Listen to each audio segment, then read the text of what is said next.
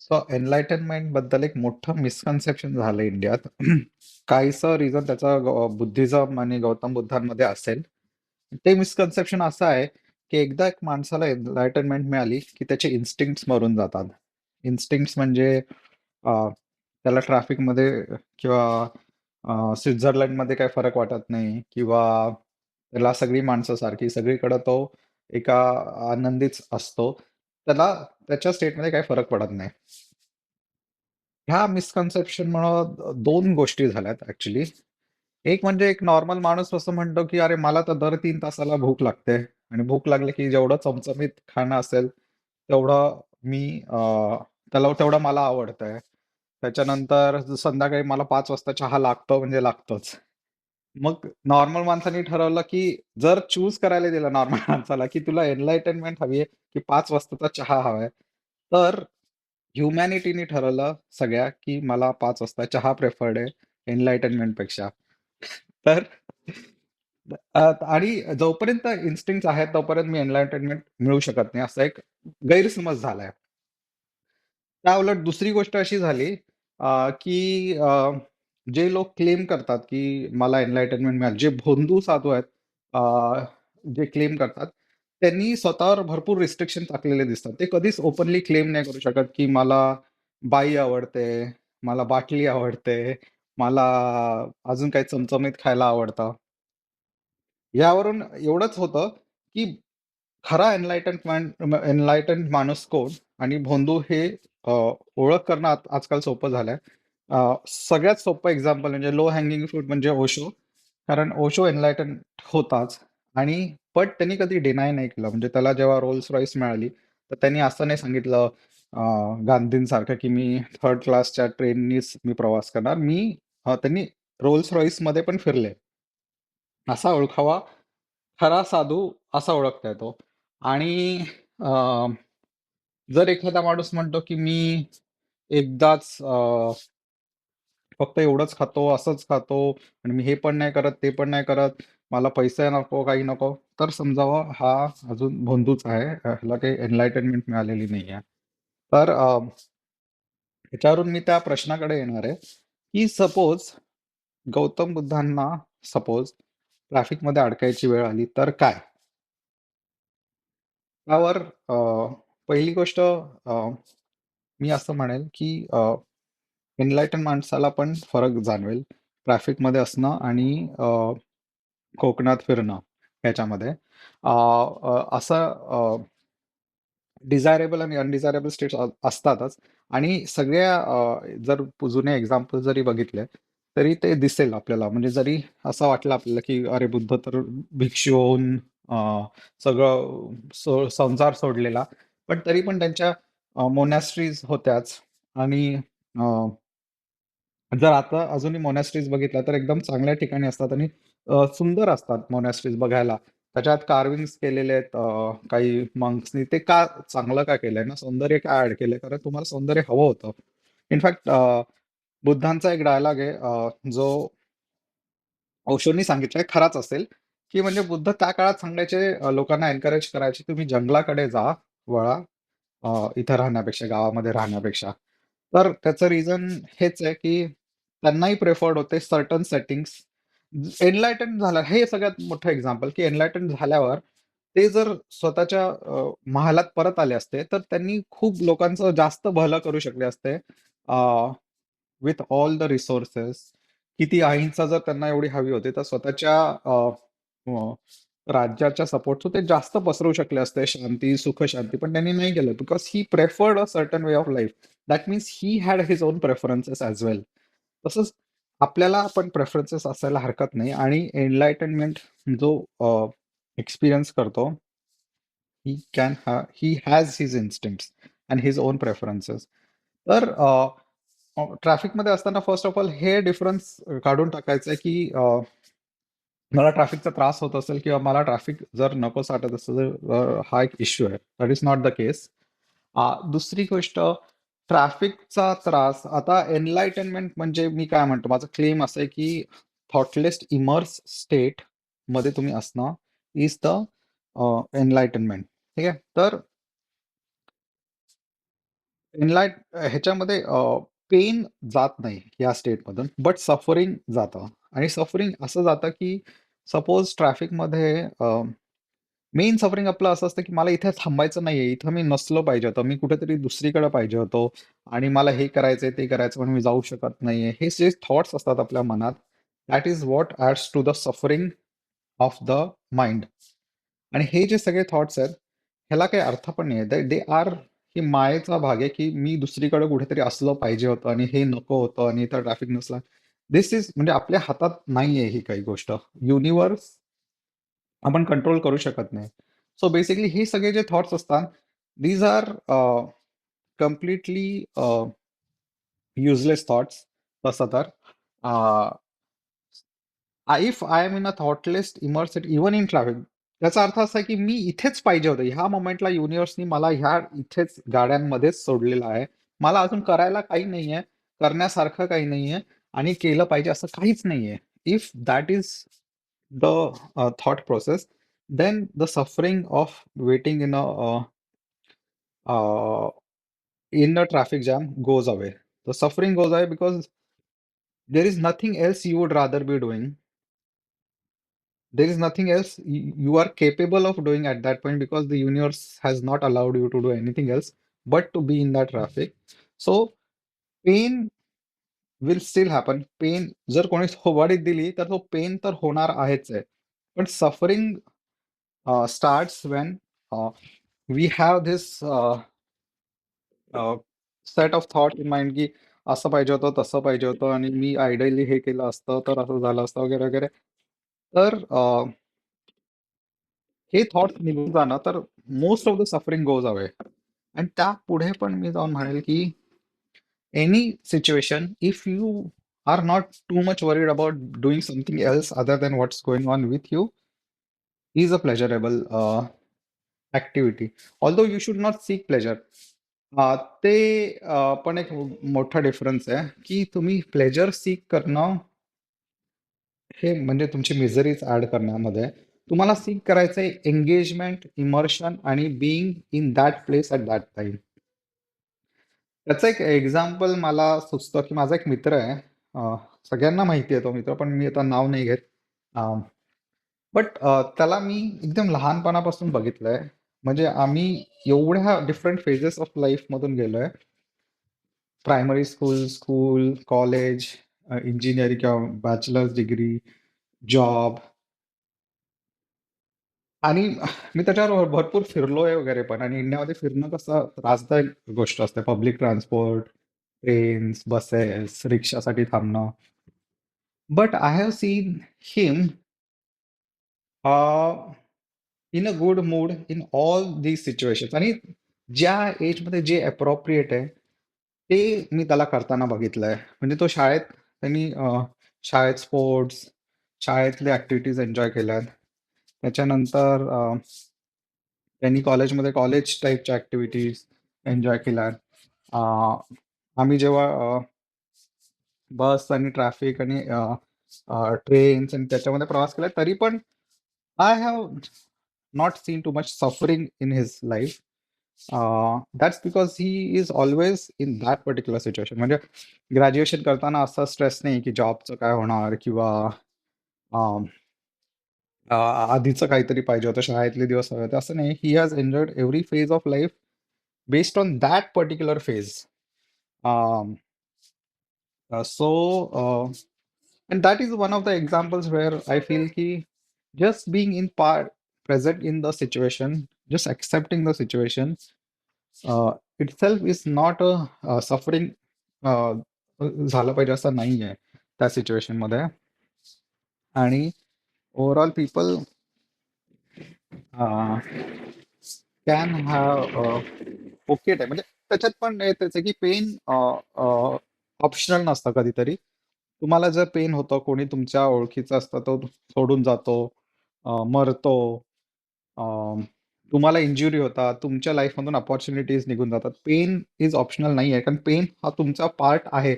चांगला आहे, वाईट आहे, ह्याला काय अर्थ नाही आहे म्हणजे हे डिस्कस करून. पण आहे म्हणजे pain is a reality, we all experience it. ती डिनाय करून काय फायदा नाही आहे.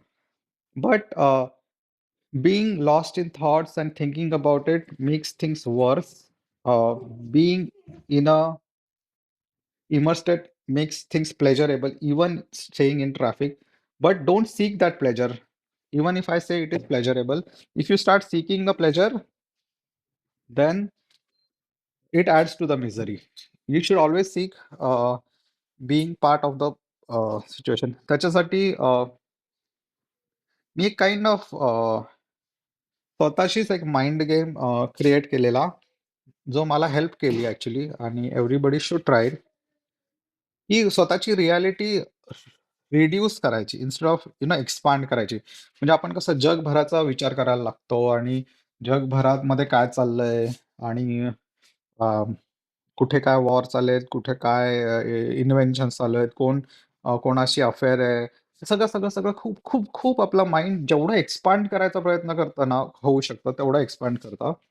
तर माझं जे हे ना काय म्हणतात थॉट एक्सपेरिमेंट आहे किंवा एक प्रॅक्टिकल मेथड आहे. ती अशी आहे की जेव्हा मी रूममध्ये बसलेलो आहे, मी स्वतःला सांगत असताना आय कन्व्हिन्स मायसेल्फ की मी ह्या रूममध्ये खरंच आहे.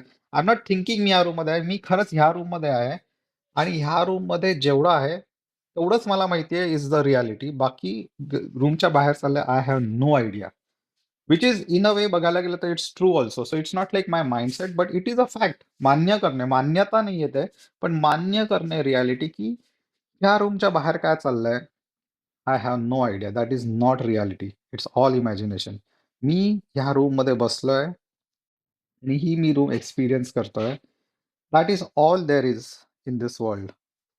आणि convince not even convince yourself, make sure you understand the fact की तेवढीच रियालिटी आहे. म्हणजे it's basically reducing your reality to your room, current room. आणि असं केलं तर it's a different experience being immersed and being in reality. त्याचा एक वेगळाच एक्सपिरियन्स आहे आणि तो एक्सपिरियन्सच करावा. त्याचे रिझल्ट्स काय होतात ते मी नाही सांगत, कारण you don't should not follow the results but you should follow that experience. So तो आन्सर असेल माझं. That is if I am in traffic and if I am present in the traffic, it's misery नाहीये, suffering नाहीये आणि जे एक वेगळा experience आहे तो तर आहेच. सो दुसरं आता एक इम्पॉर्टंट आस्पेक्ट तू म्हणालेलास जो की खरा आहे, तो म्हणजे की कोणी असा प्रश्न केलेला की थॉटलेस माइंड ही एक कंटिन्युअस स्टेट नसू शकते. म्हणजे जसं की आज हा व्हिडिओ क्रिएट करण्याचं एक प्रोसेस आहे.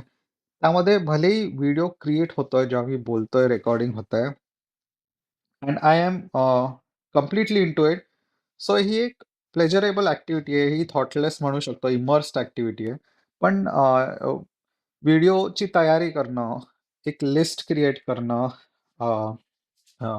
पॉइंट्सची, की ह्या व्हिडिओमध्ये काय गेलं पाहिजे, त्याच्यानंतर तो अपलोड करणं, हे स्टेप्स फॉलो करणं, ही काय प्लेजरेबल ॲक्टिव्हिटी नाही आहे.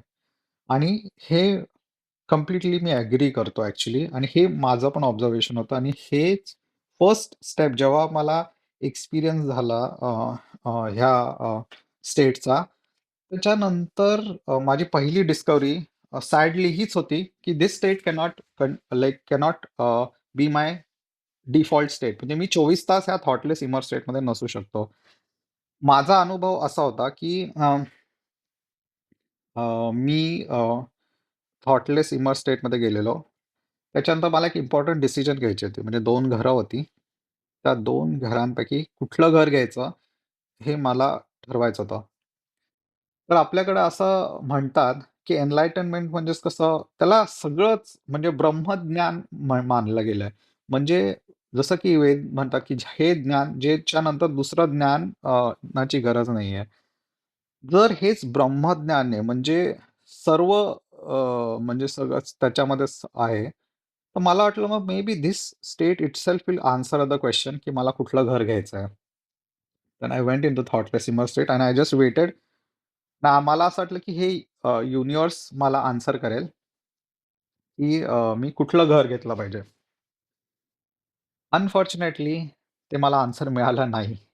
म्हणजे आय वॉज मी कुठेच पोहोचू शकलो नाही त्या प्रश्नात, की मला कुठलं घर घ्यायचंय आणि हे जर मी थॉटलेस इमर्स स्टेटमध्ये मी विचार केला, तर मला ते आन्सर मिळालंच नाही.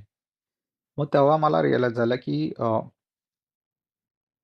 आपल्या माइंडची पण एक जागा आहे. एक काय म्हणतात त्याला, आपल्या लाईफमध्ये एक इम्पोर्टन्स आहे माइंड्स आणि थॉट्सचा. जेव्हा क्रिटिकल थिंकिंग करावं लागतं आपल्याला, तेव्हा you still need a mind, you still need thoughts, you need to organise them. तेव्हा ते इमर्स स्टेटमध्ये तुम्ही नाही जाऊ शकत. सो बेसिकली आपलं टार्गेट असतं, की मॅक्सिमाइज करणं आपलं इमर्शन, बट ते 100% नसू शकतं.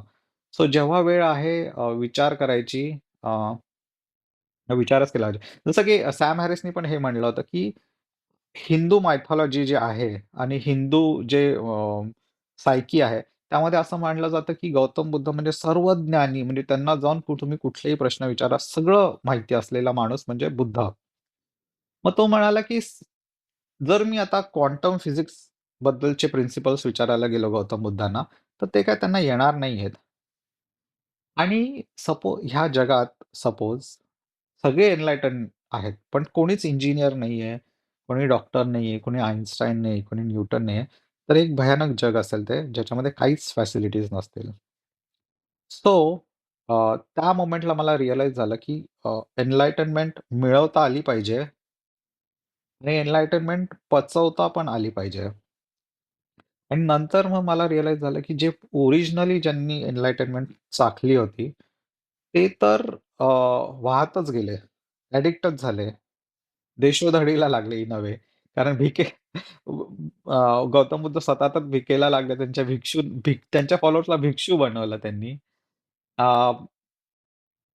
म्हणजे वाहतच गेले ना त्यांच्या एनलाइटन स्टेटमध्ये. आणि त्याच्यानंतर तुकाराम जर म्हणलो आपण, तर तुकारामांच्या अध्यात्मापेक्षा त्यांच्या बायकोचं जे ज्ञान आहे, ते बेटर होतं त्यांच्या मुलांसाठी. जर तुम्हाला आई-वडील हवे असतील, ड्रीम, त्याच्यामध्ये तुम्ही म्हणाल, की तुकारामांच्या बायकोसारखीच मला आई हवी, की जी मला सांभाळेल पण. अ, असं नाही, की पायानी लाथाडलंय मुलाला आणि वाहतच जाणं झालं. म्हणजे एनलाइटनमेंट टेस्ट केली तुम्ही, पण ती पचवणं म्हणजे काय? म्हणजे तुमचं माइंड आणि नो माइंडचा वापर बॅलन्स स्टेटमध्ये करणं म्हणजे पचवणं. जे सुरुवातीला शक्य नाही झालं, पण त्याच्यात काही चूक नाहीये. ज्या माणसाने पहिल्यांदाच जसं की मशरूम्स किंवा एल-एस-डी टेस्ट केलं असेल, त्याची पण हालत जशी झाली असेल, तशी ओरिजिनली ज्यांना एनलाइटनमेंटची टेस्ट मिळालेली त्यांची झाली. आणि त्याच्यामुळंच आता गौतम बुद्धांबद्दल बोलायला गेलं, तर सपोज गौतम बुद्धांनी मेडिटेशन मस्त हे केलं, डिस्कव्हर केलं. त्यांनी जर मेथ डिस्कव्हर केला असता, तर जी हालत त्यांची आणि त्यांच्या फॉलोअर्सची जी लाईफस्टाईल असती, ती एक्झॅक्टली सेम आहे, जी त्यांच्या मेडिटेशन हे करून झाली आहे, शोधून झाली आहे. म्हणजे जर गौतम बुद्धांकडे मेथ असतं, तर ते स्वतः तर मेथ ॲडिक्ट झाले असते. दिवस-दिवस त्यांच्या मठातून बाहेर नसते निघाले. फक्त होमलेससारखे फक्त पैसे मागून आले असते. जे काय मिळालं खायला ते खाल्लं आणि मेथ ॲडिक्ट्सला पण कसं खाण्यापिण्याबद्दल काही नसतं. ते जे काय मिळेल ते खाऊन, एक टाईम खाऊन 3-3 दिवस ते त्यांच्या रूममध्ये राहू शकतात. नॉट जस्ट ते, त्यांचे जे भिक्षू होते, ते पण अख्खे सगळे मेथ ॲडिक्ट झाले असते. तर ते पण असेच त्यांनी सगळा संसार सोडला असता.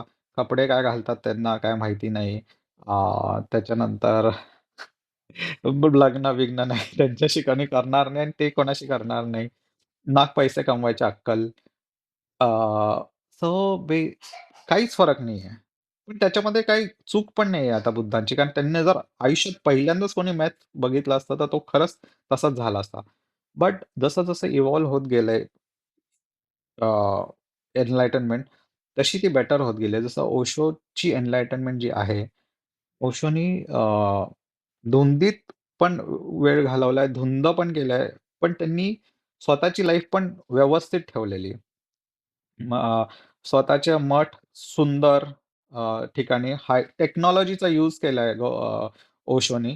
म्हणजे सगळे जे एवढे प्रवचन आहेत पहिल्यापासून, तेव्हा रेकॉर्डेड प्रवचन आहेत. ते काय तेव्हा काय रेकॉर्डर एवढा काय सोपा नव्हता आणि तसं जर धुंदच अवस्था असती मॅथ सारखी बुद्धांसारखी, तर त्यांना असं काय ओशोला काय असं वाटलं नसतं, की माझं रेकॉर्डिंग व्हावं, सगळीकडे पसरावं. हे म्हणजे बॅलन्स आहे. भौतिक जग पण सांभाळलंय आणि आध्यात्मिक जग पण सांभाळलंय. सो जो दुसरा पॉइंट होता चिकूचा, की सगळंच काही प्लेजरेबल नव्हतं व्हिडिओ बनवण्यात. अनप्लेजरेबल पण गोष्टी होत्या. तर ते इव्होल्यूशन आहे एनलाइटन स्टेटचं. आणि ॲक्चुअली थॉटलेस माइंडमध्ये याला कंटिन्यूअस राहणं शक्य नाहीच आहे. सो आणि नसलंच पाहिजे. दोन्ही इनफॅक्ट माझं असं म्हणणं होतं, जेव्हा मी पण ते मॅजिकल स्टेट रीच केली, मला काय वाटलं, की सपोज ह्या स्टेटमध्ये मी फक्त प्लेजरेबल ॲक्टिव्हिटीजच करू शकतोय, तर म्हणजे माझ्या 2 कौड़ी का हो गया मेरा एनलाइटनमेंट. जर मला जे आवडतंय तेच जर मी करतोय, तर काय अर्थ आहे ना? जर तुमची नवी विद्या तुम्ही जर शिकलाय कुठली, त्याचा फायदा असा पाहिजे, की जे तुम्हाला येत नाही ते आता करता आलं. सपोज मला ऑफिसचं काम करता आलं किंवा मी कन्स्ट्रक्टिव्ह काहीतरी करू शकतो, तर त्या एनलाइटनमेंटचा व्हॅल्यू आहे. तर अ, तेव्हाच मला रिअलाईज झालं, की बॅलन्स आहे थॉटलेसनेस आणि थॉटफुलनेसमध्ये आणि जेव्हा थॉटफुलनेस पाहिजे, तेव्हा थॉटफुलनेसच पाहिजे. आणि एक फायदा असा होता, की तुम्हाला जर माहिती आहे, की तुमच्या थॉटफुल थॉटफुलनेसमधली जी मिझरी असते किंवा जो त्रास असतो, त्याच्या एंडला सपोज तुम्हाला माहिती आहे काहीतरी अमेझिंग पण आहे लाईफमध्ये, की तुमच्या व्हेकेशनला आता तुम्हाला मजा येणार आहे किंवा संध्याकाळी तुम्ही वॉक घ्यायला जाणार आहे गार्डनमध्ये, तेव्हा मजा येणार आहे. तर व्हॅल्यू आहे ना, मग तुम्हाला मोटिव्हेशन पण आहे काम करायचं आणि मिझरेबल राहायचं का because there is end to the misery. जसं फ्रायडे नाईटला जर तुम्ही ठरवलंय पार्टी करायचं, तर तुमचा आठवडा कसा अ, उत्साहात जातो कारण तुम्हाला माहिती असतं की फ्रायडे नाईटची पार्टी आहे. तसंच एक बॅलन्स्ड आहे बॅलन्स आहे थॉटलेस आणि थॉटफुल स्टेटमध्ये. थॉटलेस जेव्हा तुम्ही होऊ शकता, तुम्ही जेव्हा प्लेजरेबल ॲक्टिव्हिटी करता, तेव्हा ती प्लेजरेबल ॲक्टिव्हिटी 10 टाइम्स मल्टिप्लाय होते. जेव्हा त्रासदायक गोष्टी करतात, तेव्हा मिझरी जाऊ शकते. पेनमधून पेन आहे, मिझरी जाऊ शकते. अ, आणि ट्रॅफिकमधले पण मिझरी जाते आणि it is the misery is caused by some the thoughts which if you eliminate them that becomes pleasurable. आणि लोकांबरोबर जे बोरिंग लोकांचा आता एक मी लास्ट एक्झाम्पल घेईन मी हा व्हिडिओ संपवेल. बोरिंग लोकांमध्ये बरोबर राहणं. फर्स्ट ऑफ ऑल लोकांशी इंटरॅक्ट करणं ते वर तर माइंडचा चांगलाच पकड आहे आपल्यावर. म्हणजे आपण जेव्हा लोकांशी इंटरॅक्ट करत असतो, आपण एकदम स्वतःच्या माइंडमध्ये ठरवलेलं असतं, की पुढचा माणूस कसा आहे. त्याचं एक मॉडेल बनवलेलं असतं. आ, आणि त्याच्याशीच आपण जेव्हा आपण एकदम ओपन माइंडनी कोऱ्या स्लेटनी जर बघितलं, अ, जसं जसं की एखाद्या माणसाला जरी जो बोरिंग वाटतोय, त्याच्यानंतर उद्या तुला कळालं, की तो मुंबईच्या सगळ्यात मोठ्या गँगस्टरचा भाचा आहे. फक्त तो त्याला शांत राहायला आवडतं म्हणून तो पुण्यात आलाय. तर कसं त्याच्याशी इंटरॅक्शन वेगळं होईल किंवा तो अतिश्रीमंत आहे, पण तो घर सोडून आलाय. तर मग अचानक तो बोर वाटणं कमी होतं. ॲक्चुअली ह्याच्यावर एक एक्झाम्पल आहे आमचं. आमच्या शाळेत एक मुलगा होता. अं, तो लूजर कॅटेगरीचा होता आणि कोणी काय फार काही इंटरॅक्ट करायचं नाही. मे बी फेल होऊन पण आमच्या बॅचमध्ये आला असेल तो, ठीक आहे. पण साधारण 9वीत वगैरे आम्हाला सगळ्यांना अशी पसरली बातमी की एक आता त्याचं आडनाव मी घेत नाही, पण त्या आडनावाची गँग म्हणजे अ, अ, ची गँग आहे पुण्यात. तर अचानक अशी खबर पसरली, की अरे ह्या गँगचाच हा नातेवाईक आहे. म्हणजे त्याचे डॅड आणि त्याचे वडीलच त्या गँगचे मेंबर आहेत. आणि अचानक तो जो मुलगा होता त्याची प्रमोशन सगळ्यात लूजर ग्रुपमधून तो एकदम पॉप्युलर जो ग्रुप होता, त्यांनी कसा एकदम अ, बेमालूमपणे कसं त्याला ॲब्झॉर्ब करून घेतलं. एकदम नकळत, अलगदपणे त्यांनी आमच्या सगळ्यात पॉप्युलर ग्रुप जो होता शाळेतला, त्यांनी एकदम ॲब्झॉर्ब करून घेतलं त्या सगळ्यात बोरिंग मुलाला.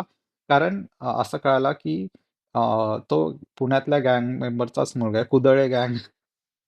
सो ओपनली सांगतात आम्ही. डॅम! हा पब्लिक असणार आहे व्हिडिओ. बट त्याच्यानंतर तो पॉप्युलर गाईजमध्ये होता.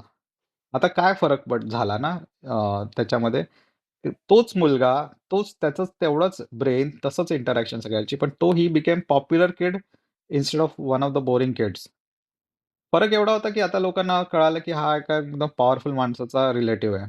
अ, आणि 9वी-10वीत वगैरे कसं सगळे हार्मोन्स सगळे आपले हे व्हायला लागले असतात. त्यामुळे मारामारी आणि गँग्स वगैरे ह्याच्यामध्ये इंटरेस्ट आलेला असतो. तर तर लोकांना फर्स्ट ऑफ ऑल माणसं इंटरेस्टिंग वाटणं आणि बोरिंग वाटणं हे कंप्लीटली व्हॅलिड थॉट्स आहेत आणि बोरिंग माणसांना अव्हॉइड करणं पण एक कंप्लीटली व्हॅलिड ॲक्शन आहे.